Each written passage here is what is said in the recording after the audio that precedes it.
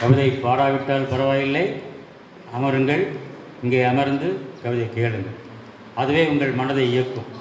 மனம் இயங்கினால் உடலும் இயங்கும், ஆரோக்கியமும் பெருகும். அதுதான் அடிப்படை. ஐயா சொன்னது காரணம் நான் டாக்டராக அப்படியே மீன் பண்ணுறேன். மனம் ஆரோக்கியமாக இருந்தால் உடலும் ஆரோக்கியமாக இருக்கும். உடல் மட்டும் ஆரோக்கியம் இருந்தால் பத்தாது. அந்த மன ஆரோக்கியத்திற்கு எந்த மருந்தும் கிடையாது, கதையும் கவிதையும் தவிர. அதை நீங்கள் புரிஞ்சுக்கங்க. பிறகு எழுத்தாக்கே புரியல, ஏன் படிக்க சொல்கிறாங்க, ஏன் எழுத சொல்கிறாங்க, ஏன் கவிதை பாட சொல்கிறாங்கிறது ஏதோ ஆசைக்காகவும் ஆர்வத்துக்காகவும் பண்ணுறாங்க தவிர அது மன ஆரோக்கியத்திற்கான மருந்து என்பதை பல எழுத்தாளருக்கே புரியாமல் இருக்குது. அதான் இந்த இடத்துல நான் டாக்டராக சொல்ல விரும்புகிறேன்.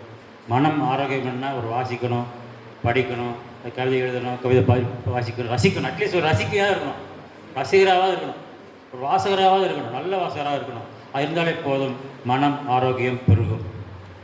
இன்னொரு கவிதை மட்டும் சொல்லிட்டு வரவேற்பு எழுதுகிறேன். அதுவும் ஐயாவின் கவிதை தான். இது கவிஞராக விரும்புபவர்களுக்கு, இதுவரைக்கும் நான் சொன்னது வாசகர்களாக உங்களுக்கு. கவிஞராக விரும்புபவர்களுக்கு 4 வரி தான், சுருக்கவன் நறுக்குன்னு சொல்லியிருப்பாங்க. இது மரம் அல்ல, இது மரம் அல்ல, பலகை என்று நினைக்கிறவன் தச்சனாகிறான். இது மரம் அல்ல, பலகை என்று நினைக்கிறவன் தச்சனாகிறான். இது பலகை அல்ல, இது மரம் என்று நினைக்கிறவன் கவிஞனாகிறான்.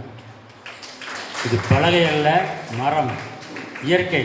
இயற்கையை நேசிக்கிறவன் தான் கவிதையாக முடியும், கவிஞராக முடியும். இயற்கையை நேசிக்காதவர்களால் கண்டிப்பாக ஒரு உண்மையான கவிஞராக ஆக முடியாது. இயற்கையை நேசிப்பவன் தான் சமுதாயத்தை நேசிப்பான். அதான் அடிப்படை. இயற்கையை நேசிப்பவன் தான் சமுதாயத்தை கூர்ந்து கவனிப்பான், சமுதாயத்தினுடைய சிக்கல்களை தெரிவான், எக்கால சீர்திருத்தங்களை செய்வதற்கு முனைவார். அப்பொழுதுதான் கவிஞர் பிறப்பான்.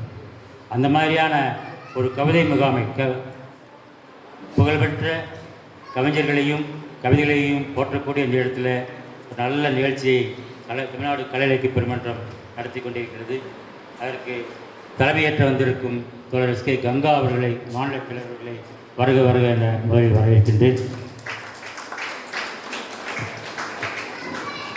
மேடையில் அமைந்திருக்கும் எழுத்தாளர் வண்ணதாசன் அவர்கள் வந்திருக்கிறார்கள். அவர்களையும் நான் பெருங்கரம் கூப்பி வரவேற்கின்றேன்.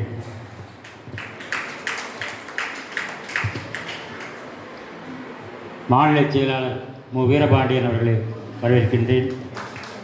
அன்பிற்குரிய லிங்கம் அவர்கள் எக்ஸ்-எம்பி வந்திருக்கிறார்கள். அவர்களையும் நான் வரவேற்கின்றேன்.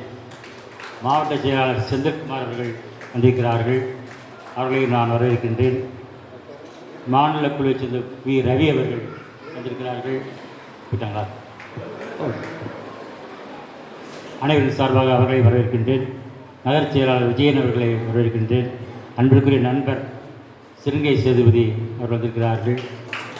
அவர் சமீபத்தில் பாரதி களஞ்சியம் என்ற நூலை, பெரிய தொகுப்பு, 2 நாள் மேலே பேப்பரில் படிச்சிருப்பீங்க, பக்கம் பக்கமாக விளம்பரம் வந்தது. அது எல்லோரும் வாங்கி படிக்கணும். அந்தளவுக்கு பெரிய எழுத்தாளர்கள்லாம் இருக்காங்க. எனக்கு அதில் பெரிய வருத்தம் என்றால், அந்த தொகுப்பில் நான் என்னுடைய கற்றையும் விட வேண்டும் என்று பல முறை அவர் எனக்கு ஃபோன் பண்ணாங்க. அப்போ நான் வேறு ஒரு மொழியாக்கத்தில் ஒரு புத்தகத்தினுடைய மொழிபெயர்ப்பில் தீவிரமாக இருந்ததுனால எழுதவே முடியல. அது பெரிய வருத்தத்தை திருத்திக் கொள்கின்றேன். அடுத்த வாய்ப்பை கொடுத்தால் நான் அதில் பயன்படுத்திக்கிறேன். அந்த கேட்ட சமயத்தில் என்னால் முடியவில்லை. அதனால தான் இந்த விளம்பரத்தை பார்த்தோன்னே மகிழ்ச்சியை விட எனக்கு சோகம்தான். ஐயோ, இந்த பேரில் என் பேர் இல்லையே, என் அறம் பேரை பார்த்தேன், மற்ற மருத்துவ பேரெல்லாம் பார்த்தேன், என்னுடைய பேர் இல்லையே அப்படின்னு ஒரு வருத்தம் இருந்தது. இருந்தாலும் அடுத்த முறை பாரதியை பற்றி எழுதுவென்றால் நான் கண்டிப்பாக உதவுகிறேன். சிறுங்கை செய்தி அவர்களை வரவேற்கின்றேன்.